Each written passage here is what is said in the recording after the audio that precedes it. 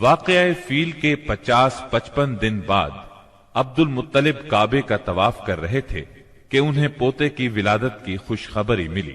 75 سالہ دادا بہت خوش ہوئے۔ نبی کریم صلی اللہ علیہ وسلم ان کے پیارے فرزند جناب عبداللہ کی یادگار تھے، جن کی زندگی 100 اونٹوں کی قربانی دے کر بچائی گئی تھی، لیکن پھر اچانک وہ فوت ہو گئے۔ ان کی وفات سے بوڑھے باپ کو جو صدمہ پہنچا تھا، پوتے کی ولادت سے ایک حد تک وہ کم ہو گیا۔ عبداللہ کی والدہ یعنی نبی صلی اللہ علیہ وسلم کی دادی کا نام فاطمہ بنت عمر تھا۔ عبداللہ کے 2 سگے بھائی زبیر اور ابو طالب تھے۔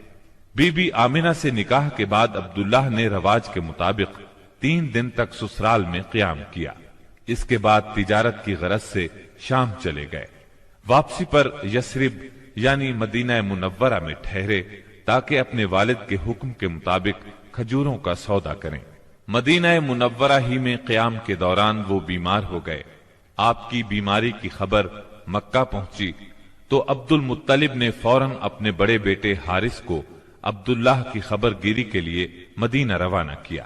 حارث مدینہ پہنچے تو معلوم ہوا 1 ماہ بیمار رہنے کے بعد عبداللہ انتقال کر گئے ہیں۔ انتقال کے وقت انہوں نے 5 اونٹ، چند بکریاں اور 1 باندی چھوڑی، جس کی کنیت ام ایمن اور نام برکت تھا۔ عبداللہ کا انتقال اپنے پیغمبر بیٹے کی ولادت سے چند ماہ پہلے ہی ہو گیا تھا۔ گویا آپ صلی اللہ علیہ وسلم شکم مادر ہی میں یتیم ہو گئے تھے۔ آپ کی والدہ سیدہ آمنہ طہارت نفس، شرافت، عزت، عفت، عصمت اور پاک بازی میں بے مثال تھی۔ اپنی قوم میں سیدۃ النساء کے لقب سے مشہور تھی۔ ددھیال اور ننہیال دونوں کے اعتبار سے آپ عرب کے بہترین قبیلے اور بہترین قوم میں سے تھی۔ ولادت باسعادت کے بعد 3-4 دن تک آپ کی والدہ نے آپ کو دودھ پلایا۔ پھر آپ کے چچا ابو لہب کی آزاد کردہ کنیز سویبہ نے اور پھر حلیمہ سعدیہ نے دودھ پلایا۔ اکثر سیرت نگاروں نے کنیز کا نام سوبیہ ہی لکھا ہے، لیکن دراصل اس کا نام سویبہ تھا۔ جس طرح صحیح بخاری اور سیرت نگاری کے عالمی مقابلے میں اول آنے والی سیرت نبوی پر مستند کتاب الرحیق المختوم میں مذکور ہے۔ دودھ پلانے کی ذمہ داری ماہ ربیع الاول 52 قبل ہجری یعنی اپریل 571 عیسوی میں سونپی گئی۔ اس زمانے میں عرب میں یہ دستور تھا، جو آج کے دور میں بھی باقی ہے، کہ نوزائیدہ بچوں کو دودھ پلانے کے لیے شرفاء ابتدا ہی سے دیہات میں بھیج دیا کرتے تھے، تاکہ دیہات کی صاف ستھری اور کھلی آب و ہوا میں ان کی پرورش ہو سکے، زبان اہل عرب جیسی فصیح ہو جائے اور اہل عرب کی دیگر خصوصیات اوائل عمر ہی سے بچوں میں راسخ ہو جائیں۔ اس دستور کے مطابق سال میں 2 مرتبہ بنی سعد کی عورتیں شیرخوار بچوں کی تلاش میں آیا کرتی تھیں۔ چنانچہ آپ کی پیدائش کے 8 دن بعد انہی عورتوں کے ساتھ حلیمہ سعدیہ بھی تشریف لائیں۔ دوسری عورتوں کو تو مکہ مکرمہ کے کھاتے پیتے گھرانوں کے بچے دودھ پلانے کے لیے مل گئے، لیکن حلیمہ سعدیہ خالی ہاتھ رہ گئیں۔ نبی کریم صلی اللہ علیہ وسلم چونکہ یتیم تھے، اس لیے انعام و اکرام کی امید کم تھی، اس لیے کسی عورت نے ان کے گھر کی طرف توجہ نہ کی۔ آخر جب روانگی کا وقت آیا تو حلیمہ کو خالی ہاتھ جانا بہت ناگوار گزرا، اور اللہ تعالی کی طرف سے ان کا دل اس یتیم بچے کی طرف کھچنے لگا۔ چنانچہ انہوں نے اپنے شوہر حارث سے جا کر کہا، اللہ کی قسم مجھے یہ اچھا نہیں لگتا کہ میری ساری سہیلیاں تو بچے لے کر جائیں اور میں اکیلی کوئی بچہ لیے بغیر جاؤں، میں جا کر اس یتیم بچے ہی کو لے لیتی ہوں۔ شوہر نے یہ سن کر کہا، کوئی حرج نہیں، ممکن ہے اللہ ہمارے لیے اسی میں برکت عطا کر دے۔ اس کے بعد انہوں نے جا کر بچے کو لے لیا۔ قافلہ روانہ ہوا، سب سوار ہو کر چل پڑے۔ حلیمہ سعدیہ بھی آپ کو لے کر چلی۔ حلیمہ کی اونٹنی دبلی پتلی، دیکھنے میں مریل اور چلنے میں سب سے سست رفتار تھی، لیکن جو ہی حلیمہ سعدیہ آپ کو لے کر اس پر سوار ہوئیں، یکا یک وہ برق رفتار ہو گئی۔ باقی عورتوں نے اس منظر کو حیرت سے دیکھا کہ حلیمہ سعدیہ کی مریل اونٹنی ان کی طاقتور اور تیز رفتار اونٹنیوں سے آگے نکلی جا رہی تھی اور پھر وہ ان سب کو پیچھے چھوڑ گئی۔ یہ تبدیلی دوسری عورتوں کے لیے کسی معجزے سے کم نہیں تھی۔ حلیمہ کے والد ابو زویب کا نام عبداللہ بن حارث تھا۔ وہ نبی صلی اللہ علیہ وسلم کے رضائی نانا ہوئے۔ حلیمہ کے شوہر کا نام حارث بن عبد العزا تھا۔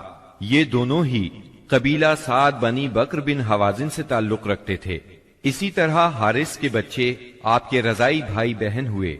جب تک آپ صلی اللہ علیہ وسلم حلیمہ سعدیہ کے گھر رہے، ان کا گھر برکتوں سے مالا مال رہا۔ حلیمہ بیان کرتی ہیں کہ وہ جب آئی تھیں تو قحط سالی کا دور تھا۔ ان کے پاس ایک گدھی تھی جو اس قدر دبلی پتلی اور مریل تھی کہ پورے قافلے میں سب سے سست اور مریل چال چلتی تھی۔ ایک اونٹنی بھی تھی مگر وہ قطرہ دودھ کا نہیں دیتی تھی۔ حلیمہ کا اپنا بچہ بھوک سے بے قرار ہو کر بلکتا رہتا تھا، خود سوتا نہ ماں باپ کو سونے دیتا۔ مگر جب وہ آپ کو لے کر اپنے گھر آئیں اور آپ کو گود میں لیا تو سینہ دودھ سے بھر گیا، یہاں تک کہ آپ نے پیٹ بھر کر دودھ پیا، اور آپ صلی اللہ علیہ وسلم کے ساتھ حلیمہ کے بیٹے نے بھی خوب دودھ پیا۔ پھر دونوں آرام کی نیند سو گئے۔ اس رات حلیمہ کا بچہ بالکل نہ رویا۔ ادھر شوہر اونٹنی کے پاس گیا تو کیا دیکھتا ہے، تھن سے دودھ ابلا چاہتا ہے۔ چنانچہ وہ دودھ دوہنے لگا۔ اس نے اس قدر دودھ دوہا کہ گھر کے سب برتن بھر گئے۔ دونوں نے خوب دودھ پیا اور آرام کی نیند سو گئے۔ حلیمہ سعدیہ کا گھرانہ سب سے زیادہ قحط زدہ تھا، لیکن مکے سے واپسی کے بعد ان کی یہ حالت ہوئی کہ جب بکریاں چر کر گھر واپس آئیں تو ان کی کوکھیں نکلی ہوئی تھی اور تھن دودھ سے لبریز تھے۔ اب گھر والے خوب دودھ پینے لگے، جبکہ قحط کی وجہ سے دوسرے گھرانوں کو دودھ بالکل نہیں ملتا تھا۔ یوں اس گھرانے کو مسلسل خیر و برکت نصیب ہوئی۔ حلیمہ کا دستور تھا کہ وہ ہر 6 ماہ بعد آپ کو مکے لاتی، والدہ اور خاندان کے لوگوں سے ملاتی اور پھر اپنے دیار بنی سعد واپس لے جاتی۔ جب مدت رضاعت پوری ہو گئی تو دودھ چھڑا کر آپ کی والدہ کے پاس لائیں۔ اب تک وہ آپ کی وجہ سے خیر و برکت دیکھ چکی تھی، اس وجہ سے چاہتی تھی کہ آپ کو ابھی ان کے پاس ہی رہنے دیا جائے۔ چنانچہ انہوں نے آپ کی والدہ سے کہا، کیوں نہ آپ بچے کو ابھی میرے پاس ہی رہنے دیں تاکہ یہ اور مضبوط ہو جائے، مجھے مکے کی وبا سے ڈر لگتا ہے۔ والدہ اس پر راضی ہو گئیں اور حلیمہ آپ کو لے کر خوش خوش اپنے گھر آ گئیں۔ اس طرح آپ قریباً 2 برس تک وہیں رہے۔ پھر آپ کے سینہ مبارک کو چاک کرنے کا واقعہ پیش آیا۔ اس واقعے سے خوفزدہ ہو کر حلیمہ اور ان کے شوہر نے آپ کو آپ کی والدہ آمنہ کے حوالے کر دیا۔